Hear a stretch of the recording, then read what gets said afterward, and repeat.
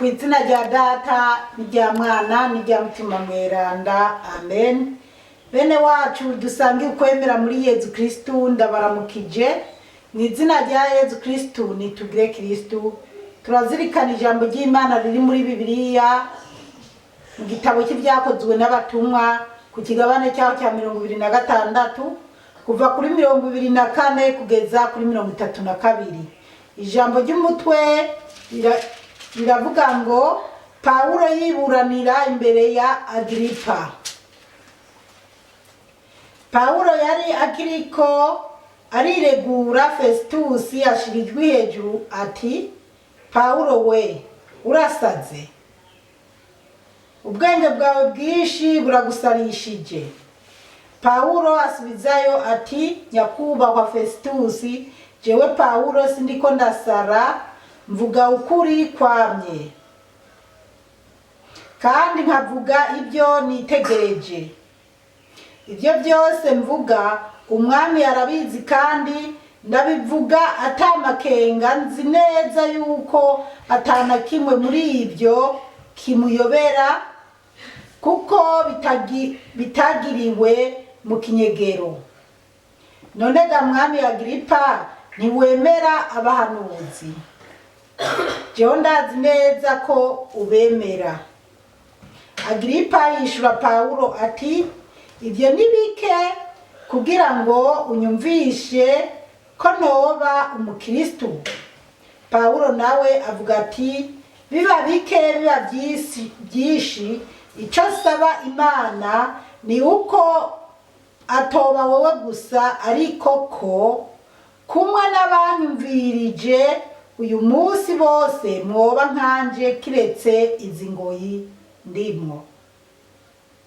Umwami rero ava hasi, cyo kimwe icariho ca Sezari na Berenisi n'abandi bari aho. Mu gusohoka bagenda baravugana bati, uwo muntu si uwo kwicwa kandi ntakwiye no kubohwa. Agripa abwira Festus ati, uwo muntu tuba tumurekuye ni uko yashinze urubanza kwa Sezari. Bene wacu muri Yezu Kristu, iri ni ijambo ry'Imana, dushimiye Imana. Aleluya, amen, aleluya, aleluya, amen, amen. Bana b'Imana, turiko turazirikana igitabo cy'ibyakozwe n'abatumwa, hanyuma cyane ubu tukaba tuguma turaba ibibazo Paulo yahuye nabyo igihe ariko arakwira imisozi hirya no hino, intara, ibihugu, avuga ijambo ry'Imana nk'uko Yezu yari yamutoye ngo amuvugire. Rero ijambo ry'umutwe tubandanya kwisunga, no nibaza kwiyi ari audio ya gatatu kuri iki kigabane cya 26, aho twabonye umutwe w'ijambo uvuga ngo Paulo yiburanira imbere ya Agripa. Paulo yari kariburanira imbere ya Agripa. Twarabizirikanye ko n'ubundi turacyabandanya kugira twumve ingene imbere ya Agripa Paulo yabandanyije kwisigura. Ninga rero kuri 24 havuga ngo Paulo yari akiriko ariregura Festus yashirijwe hejuru ati, Paulo we urasaze. Paulo ariko ariregura imbere ya Agripa na Festus na ba Berenisi. Noneho Festus yumvise byinshi Paulo yariko arisigura, niko kuvuga ngo Paulo we urasaze, kubera twarabonye ko ariko arisigura avuga ko yari karaja i Damasi, ariko arajana abakristu kubicisha, kubapfungisha. Ariho mu nzira yahuye na Yezu, yumvise umuco uvuye mu ijuru. Ibyo ndazi benshi abo twama turi kumwe murabyibuka.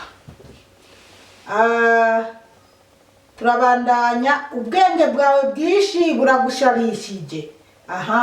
Festus acatangura kwiyumvira yuko Paulo yoba yasaze, kandi noneho aranavuga ngo ubwenge bwawe bwinshi buragusarishije. Haleluya, amen. Urumva ko yanamubonye mu bwenge, yaramubonye mu kwazi n'ubwenge. Ubwenge bwawe bwinshi buragusarishije. Yari karisigura, kandi Imana yamuhaye ingabirano yo kwisigura kugira nubwo ari we wese n'igihangange kimubonemo ubuntu bw'Imana, kimubonemo Yezu Kristo yashimye kumukoresha, nkuko twabibonyemo hano nyene. Yezu amubwira ati nkugize igikoresho cyanje cy'ibyo uri kurabona n'ibyo nzobandanya kukwereka. Hano nyene twarabibonye ku iki kigabane nyene. 25 havuga ngo Paulo asubizayo ati nyakubahwa Festus, n'icyubahiro cyishe aramuba nyakubahwa Festus, jewe Paulo sindiko ndasara, mvuga ukuri kwamye kandi nkavuga ibyo nitegereje. Paulo aramubwira ati nyakubahwa mutegetsi Festus, jewe Paulo sindiko ndasara, ndiko ndavuga ukuri kwamye kwibyo jewe nyene nitegereje. Yari hagaze ko avuga ati jewe Paulo mvuga ibyo nitegereje, uko nabonye Yezu, uko yambonekeye, uko byagiye birangenderaho naciye hose, ndiko ndavuga ukuri. Haleluya, amen. Abakozi b'Imana rero tukwiye kuza tuvuga ukuri neza, tuvuga ukuri tutabeshera Yezu cyangwa ngo tubeshere Imana, tutabesha, kuko Imana ikeneye abantu bayikorera mu kuri no mu mwemu, bagendeye ku murongo mwiza nk'uko Imana ibishaka. 26 bavuga ngo ibyo byose mvuga umwami arabizi kandi ndabivuga nta makenga, nzi neza yuko atana kimwe muri ibyo kimuyobera, kuko bitagiriwe mu kinyegero. Paulo aravuga ati jewe ibyo mvuga byose nzi neza ko mvuga ukuri, kandi umwami, ndumva ari umwami Agripa, umwami arabizi neza. Umwami ibyagiye biramba ko byose arabizi, uko nagiye ndabisigura nisigura kuva mbere bamfata bashengeza. Umwami inkuru zose arazifise, arazizi, kuko murazi ko twabonye Paulo ukuntu bamukubitiye mu rusengero, ukuntu bamutorokesheje bagomba kumwicisha, ukuntu Kamanyimba ari mwishwa wa Paulo yagiye no gutanga report ku musirikare avuga ati Paulo abayuda bariko barapanga ko nimwamurekura mukamubaha ngo bamudugane Kamani Yerusalemu, baza kumwicira mu nzira, bariko barashaka kugira baze kumwica. Rero akavuga ati rero ibyo byose niko ndavuga nuko byagenze, umwami arabizi. Turabandanya. None ga mwami Agripa ntiwemera abahanuzi? Jeho ndazi neza ko ubemera. Aha, rumva acarabwira Agripa, ni mwami Agripa nyene yarazi ingene byagiye biramugendera, ati none ga mwami Agripa ntiwemera abahanuzi? Paulo nyene aragaruka araniyishura ati jewe ndanazi kubemera. Na Agripa ataragira icyo avuze, Paulo aravuga ati mwami Agripa, je ndazi neza wowe uremera abahanuzi. Rero umwami Agripa yaremera abahanuzi ko ibyo bahanura byarukuri. Hanyuma umwami rero yarategera ko na Paulo nawe ari umwe mu bahanuzi, wewe mbese yararengeye n'abahanuzi, kuko yahuye na Yezu Kristo mu buryo abandi dukuyemo intumwa za Yezu zagendanye na Yezu Kristo. Paulo yahuye na Yezu Kristo mu buryo buri special, butari to kimwe n'abandi. Ba Paulo baratowe, baragendanye na Yezu, baranasangiye, baranabonye amagorwa menshi bari kumwe na Yezu. Ariko Paulo we yabaye special kuko yari umuntu w'umugome yahiga abakristu abemeye gukurikira Yezu akanezerwa nuko abayuda n'abakuru b'abashinga ntahe n'abafarizayo baza bamuha amakete yo kugira ajana abantu kubicisha no kubapfungisha.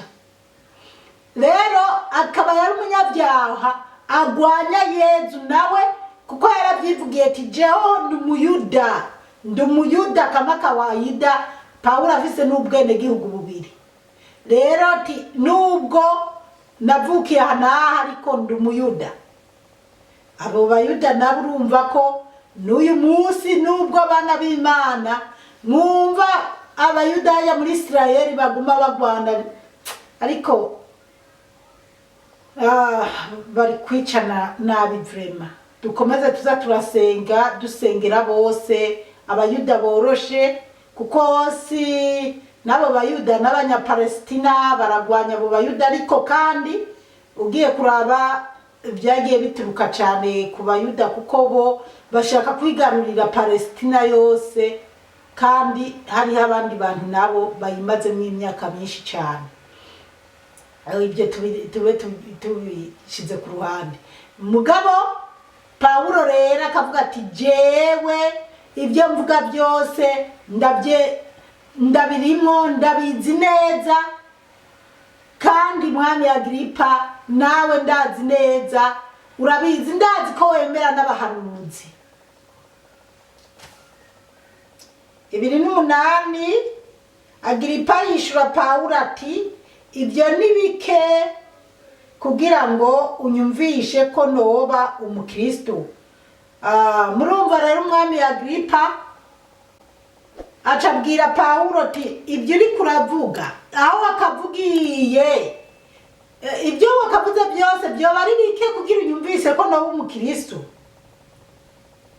Ibyo wavuze nabyumvise cyane aho ibyawe byose ndabizi gezaho kuko ntibyotuma mba umukristo. Uko kumbure niko Agripa yiyumvira yuko kumbure yabona ko Pawulo ariko arashaka ko Agripa yoba umukristo.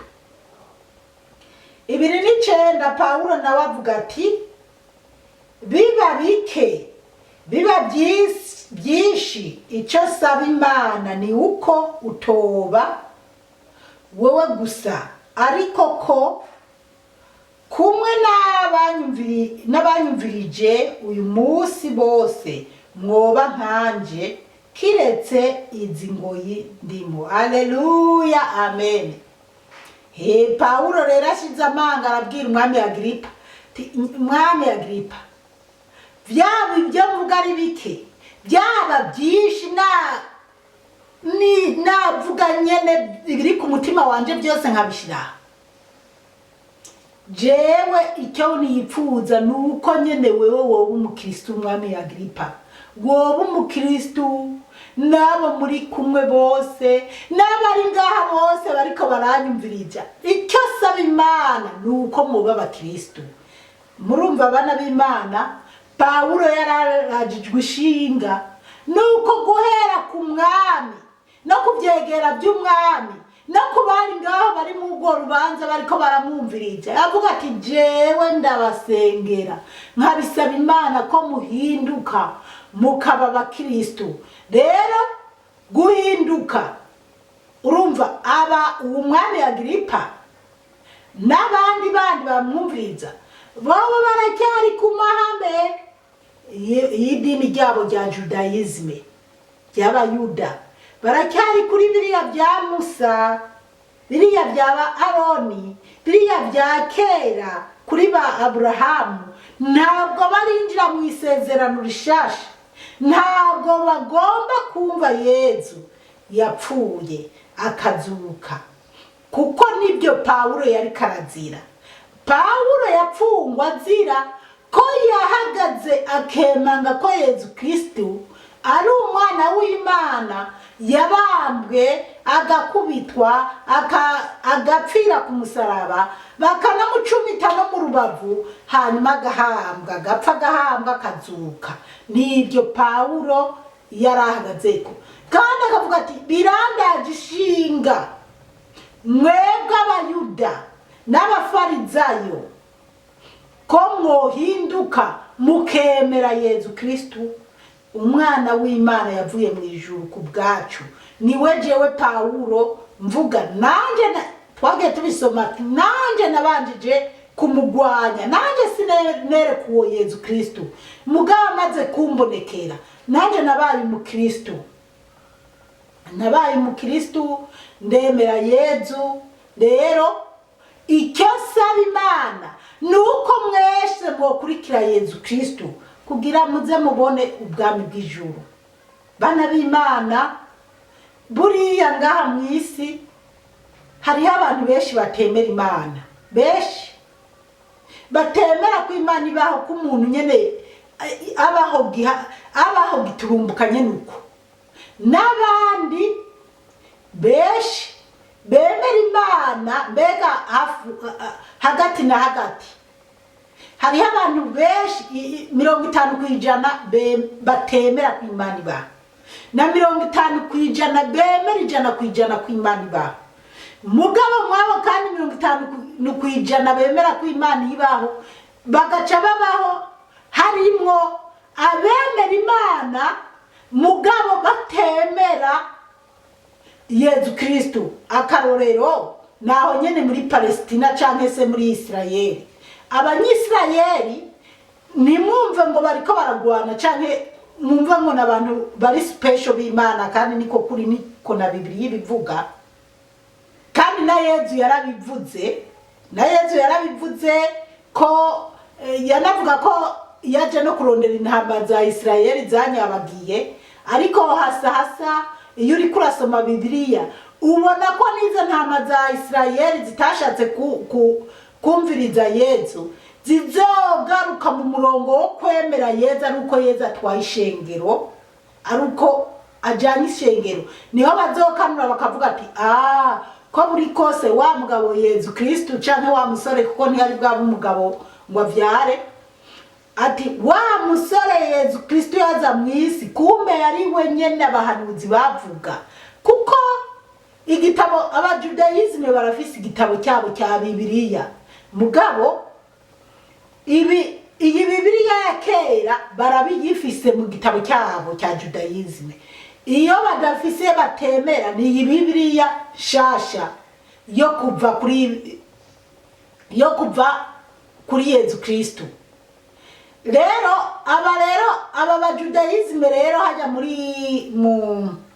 muri Israeli 70% n'abajudayizme bemera Yezu Kristu, nkuko n'abandi bayuda aho bari hose kw'isi, kuko hariho henshi bari, aho bari hose kw'isi bemera ko Imana ibaho, bemera Imana. Murabona baranarondeye uburyo bigarukira kurondera igihugu cyabo bakurikije ibyanditse muri Bibiliya n'ibyagiye birababako mpaka bagaruka hajya muri Israeli.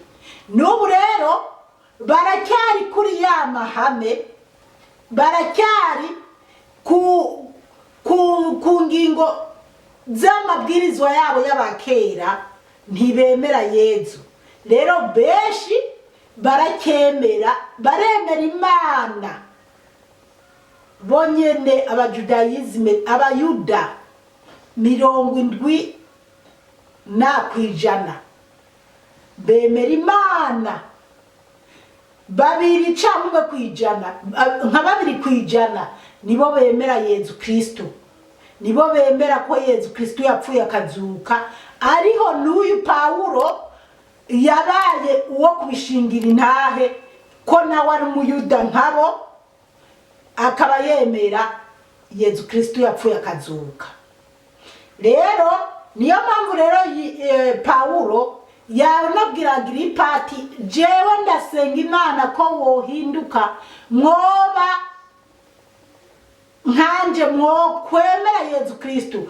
Ariko ikintu yaciye ababwira ati, ariko sindabipfurije uko jewe merewe. Mbega reka turabe kiretse izi ngo indimo yabipfurije ko bomenya Yezu, ko bokwemera Yezu bakamera nkawe, bakubaha umwana w'Imana, mugabo ko atabipfurije ko bogira amagorwa nk'ayari karacamwo yo kwigisha Yezu, kuko yabivuga apfunzwe, baba bamuhaye agahengo ngo yiburanire, yabivuga apfunzwe. Rero ndabipfuriza ko mumera nkanje, mugabo ntimuje mu gasho, ntimuterwe amabuye, ntimukubitwe nk'uko merewe. Aleluya, amen. 30. Umwami rero ava hasi ico kimwe icariho ca Sezari na Berenisi n'abandi bari aho, ngo umwami Agiripa ngo co kimwe nabo bari kumwe, aba bavuze ngo n'icegera ca Sezari na Berenisi ngo bava hasi. 31. Mu gusohoka bagenda baravugana bati uwo muntu si uwo kwicwa kandi ntakwiye no kubohwa. Aleluya, amen. Umwami mu gihugu, umwami, ibyegera by'umwami, abacamanza ngo bagenda baravuga ati nyamara uyu muntu kwe ntiyarakwiye kwicwa, ntakwiye no gupfungwa. Aleluya, amen. Baramubonye mwoko ari umuntu w'Imana by'ukuri, kuko kubona umuntu w'umuyuda yari karahagarara kemanga akavuga ko kweri yabonye uwo Yezu, uko byahuye, uko byagenze byose, bya bindi byose twumvise, baravuga ati kweri uko biri kose uyu muntu ntakwiye gupfa, ntanakwiye gupfungwa. Aleluya, amen. 32 haravuga ngo Agiripa abwira Fesitusi ati uwo muntu tuba tumurekuye ni uko yashinze urubanza kwa Sezari. Umwami Agiripa ngo arabwira Fesitusi ati uyu muntu tuba tumurekuye ati ni uko yamaze gushinga urubanza kwa Sezari. Rero barabona ko yarakwiye kurekurwa, mugabo kubera Paulo yari yarasinze urubanza kwa Sezari, agaca yiyumvira ati baca biyumvira bati uko byogenda kose ntitwomurekura atiburaniye, ataburanye. Nayo ubundi Paulo yarumwere kandi ko ariko kuri, mugabo nyene aguma mu gasho, ariko bari bamwumvirije baramubona mu ikizere. Bana b'Imana rero, Imana yo mu ijuru ihabwa icyubahiro cyane, yo yatoye n'uwo muyuda, uwo Paulo, Yezu akamwiyereka kugira yumvisha abayuda bene wabo, yumvisha abagarariji batemera Yezu kugira bamwemere. Niyo mpamvu bizogorana kuja imbere ya Yezu Kristo ukavuga ngo ntiwari umuzi, kandi hariho abantu bapfunzwe bahangayitse bariko baravuga inkuru nziza. Hari abantu baba bavuga ngo abamisiyoneri nibo bazanye ingorane mu Burundi, muri Afrika gutyo, ariko mwumve ko kuva hariya muri za Palestina, kuva muri Samariya, i Roma, Yerusalemu, aho hose ingorane zagumye ziba ku bantu bariko barigisha ijambo rya Yezu Kristo, bemeza bamenyesha inkuru nziza ya Yezu Kristo, kugira ngo ntituzocigwe ku urubanza rudutsinda. Twemere Yezu rero kugira tuze twibanire na Yezu Kristo. Mukama Imana bahezagire cyane, mwarahezagiwe n'Imana. Ku izina rya Data n'irya Mwana n'irya Mutima Mweranda, amen. Turagusenga Yezu, turakuninahaza.